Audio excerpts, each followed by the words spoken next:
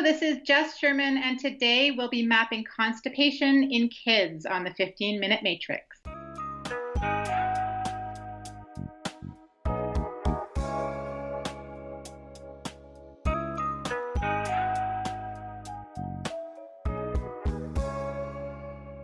Welcome to the 15-Minute Matrix. I'm Andrea Nakayama, functional medicine nutritionist and your host. This is the podcast that brings you bite-sized insights and lessons on how to use the most important tool in functional medicine and functional nutrition.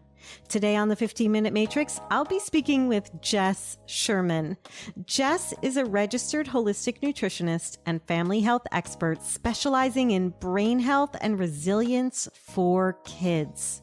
For 10 years, she has worked alongside naturopathic and medical doctors, family counselors, occupational therapists, teachers, and parents to help kids calm down, learn better, have better sleep, have better poops, enjoy more stable moods, and get over their picky eating. Jessica is the author of Raising Resilience: Take the Stress Out of Feeding Your Family and Love Your Life.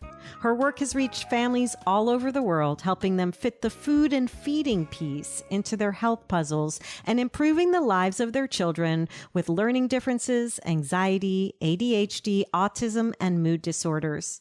As a parent and advocate for children's health, Jess is working to bring an understanding of the power of good nutrition into the mainstream conversation about children's mental health, learning, and overall resilience.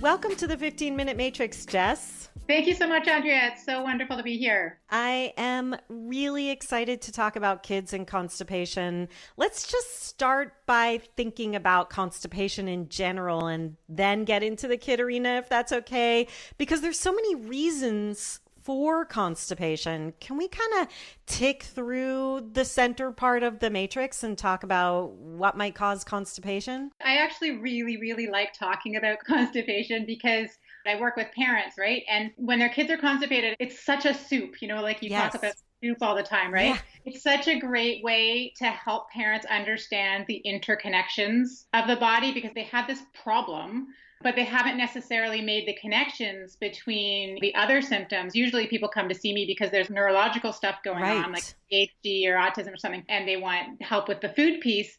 And then they've got this constipation and they've never made the connection. So it's a really nice way to open up that conversation and to say, listen, like the body is an interconnected series of ecosystems that work together as a system, as you so beautifully teach with your matrix and all the functional nutrition stuff that you do. So in terms of causes, there are so many causes in the world of functional nutrition and functional medicine. We know that what goes on in the gut, it touches every single body system. Yes. Right? And so every single body system could be involved in the triggers for constipation. Thank you for the reflection there. If we tick around the soup of the matrix, the central part, we can think about structural integrity, even with leaky gut and gut hyperpermeability. We could think of GI function, immune and inflammatory balance, detoxification, hormones. There's so many things. And I think people just think, take a pill. Or what am I supposed to eat? And there's so much that could be upstream contributing to that constipation. If they have actually asked the question, what should I eat? They're way ahead of the game. So many people are told that what their child eats or what they eat has no bearing on their constipation. That is still out there in the discourse. And then what happens, it happens with adults and it happens all the time with kids, is they get put on a laxative. Yes. And these laxatives, the PEG has not been tested on children. So I really love talking about constipation with parents because not only does it open up the whole holistic functional way of looking at the body, but there are so many pieces to it that we can try so that the laxatives that are not all that safe for kids don't need to be used. Yeah, can be avoided. When we're thinking about this, there's so many things I want to talk about already. I'm thinking we need to talk about laxatives. And of course, with kids, we need to talk about that gut-brain connection, but the detoxification or the toxicity that can happen to a child when they're constipated. I'm thinking about encropesis. Like my brain is just like all of these things that are constipation in kids. But let me first have you ground us. as clinicians, what would we be thinking about differently for children in relation to constipation than we might be thinking about in an adult, mature body? Well, I think constipation is also a reflection of what's generally going on with kids. They're just hanging on. There's so much anxiety. There's so much mood dysregulation and self-regulation issues going on with children and toxicity that constipation is like a metaphor almost, right? For generally what's going on with kids. So I think the first thing we need to think about when you have this issue for a child, first of all, it's a big deal. Sometimes it's important to stress that to families. It's so common, it's considered normal. It meets the criteria of a chronic condition, although it's not ever considered to be a chronic condition. It's not in statistics and in the reporting and stuff. So making some space for dealing with this, it's one of a trifecta of things. My non-negotiables. I know you have your non-negotiables. Yeah, bring them on. What's the trifecta? Well, they're similar to yours, but I specifically deal with kids, but they need to be pooping and they need to be sleeping and they need to be eating. And if they're not doing those three things, layering on, multiple levels of complexity in terms of medications or therapies or nutritional supplements even, we need to make some space for those three things in a child to make sure that that's happening. So that's, I think, the first place to start is to say our kids are stuck in this sympathetic state across the board, really, like so many kids are, right? And constipation is a result of that. So that requires that parents really consider how they're going to restructure things, how they're going to slow down, how they're going to make space for family meals.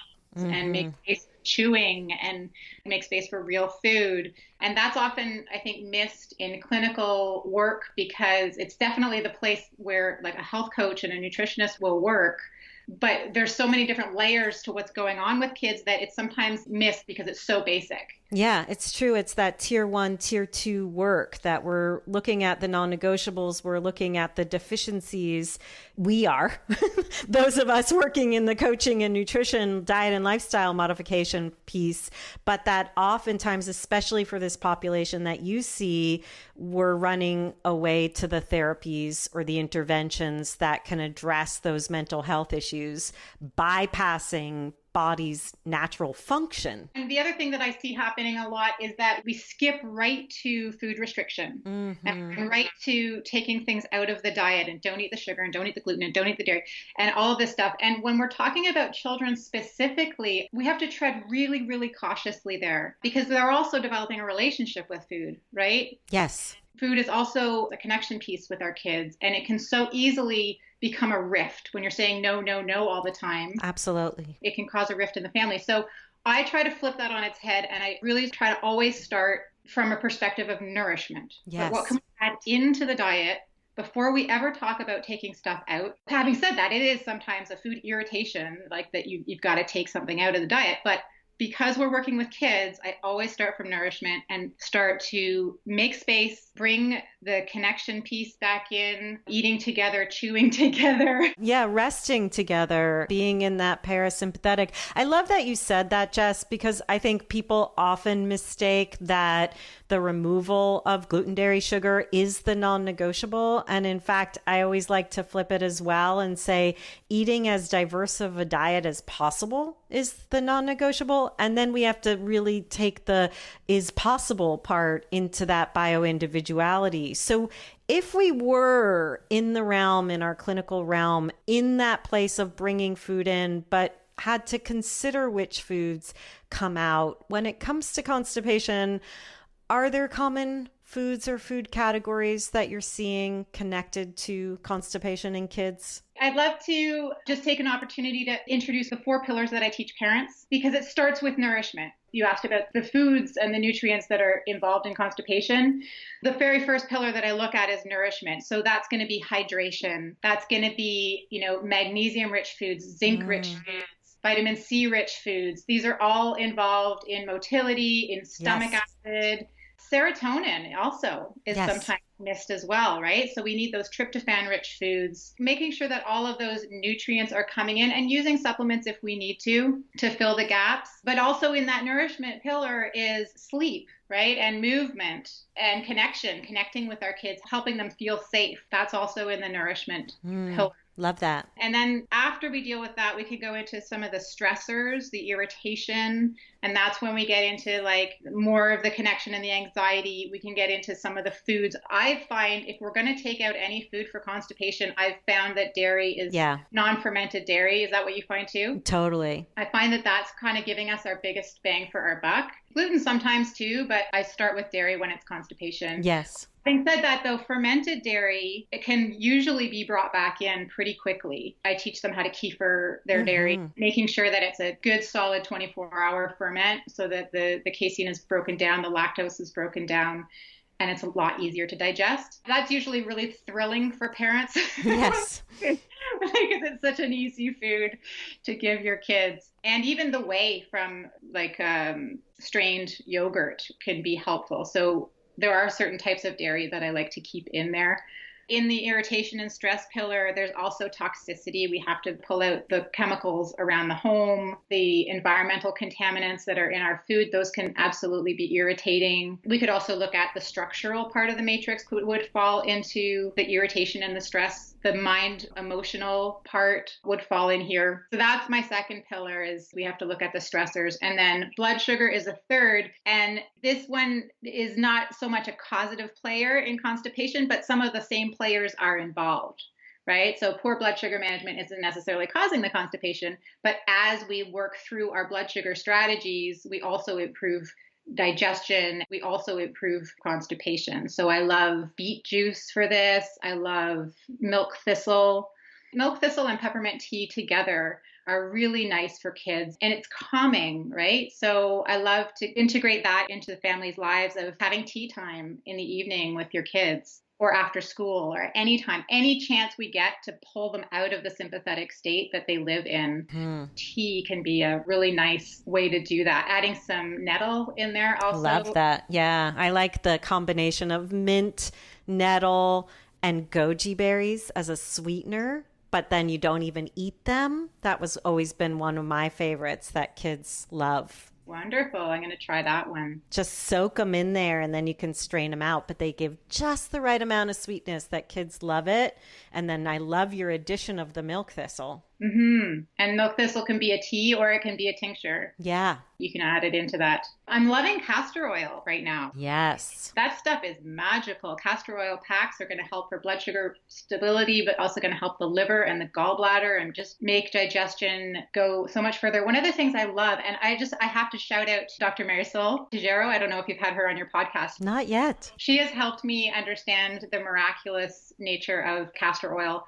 And one of the things she taught me was that it's the only oil that can actually get into the dermis layer of the skin. Yep. You know, these kids who are super constipated are not digesting their fats very well, typically. And in traditional nutritional therapy, increasing fats will help get digestion moving as it starts to lubricate. But I'm finding that some kids don't respond very well to that. Exactly. If you can increase the fats topically with the castor oil, it starts to move things. I love that. That's such a good clinical pearl because I think this is one of the mistakes that you're pointing to that a lot of families looking to embrace traditional dietary therapies fall into, where they may be eating a higher fat diet and that diet is not helpful for the child because they aren't able to digest fat. So this is a great way that we start to also mobilize everything in the digestive tract topically without overloading the system internally. Yeah. And at the same time, if you use a pack, it'll stimulate the gallbladder as well. That fat digestion. Yeah. Yeah, we don't want to take fat out of the diet because they're not digesting it. We want to help them digest the fat because they need it, right? Yes. And so pillar 4, we have nourishment, stressors. And I love that, like how much nourishment encompasses. It's sort of like the non-negotiables for me. Like non-negotiables aren't just what you eat. They're everything you do in life. And I love that you talk about it as nourishment and you look at the stressors as all the things that could be insults that aren't contributing to a child's elimination, but also their behavior and all the things that could be contributing factors there. Blood sugar, what's pillar 4? Pillar 4 is digestive support. We know in functional nutrition, we know that that's the heart of everything is digestion. But I get to it last because really everything we've been doing up to this part is digestion. Yes, exactly. Right? But at this point, we can go from tip to tail starting with the brain and really pull it apart and say, okay, what part of the digestive tract have we missed? And we can go back to taking time, smelling the food, and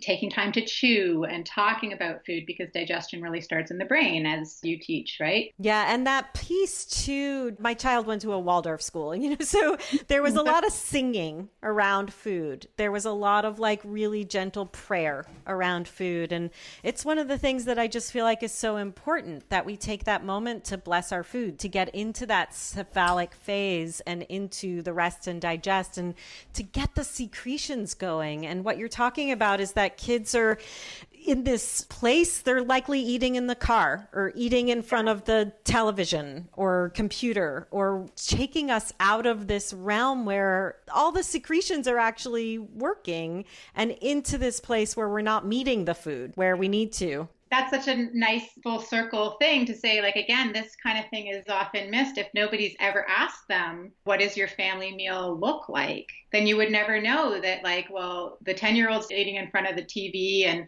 the mom is breastfeeding over here, and the dad hasn't come home from work yet. And it's just this disjointed thing. So that sometimes gets missed. And so what we need to do is say, well, constipation is a downstream result of something much, much bigger. And can we figure out a way to come together and make time and make space and do exactly what you just talked about? I think the Matrix is such a wonderful tool for understanding this. Everything that I talk about can be mapped right onto there. If there was one more clinical pearl, I would say it's coconut water kefir. Helps so much for constipation, and it's dairy free and it's easy to make. It hydrates and it brings the bacteria in there. I find it really helps get things moving. And the other one I see working really well is slippery elm. Yeah, two favorites of mine for sure. Thank you for really sharing your pillars and your work and how you bring this perspective to not just constipation in kids, but kids' health in general. Thanks so much for having me.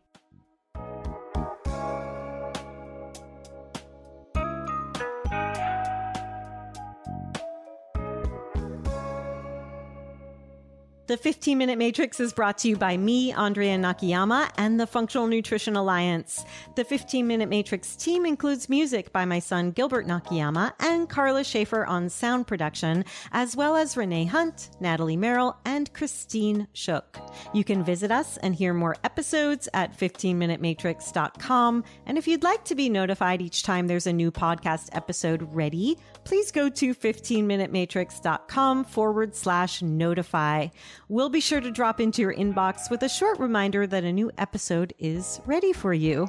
You also have an open invitation to email us. I'd love to know who you want to hear on The Matrix and what you'd like to see mapped. You can email us at ask@15minutematrix.com.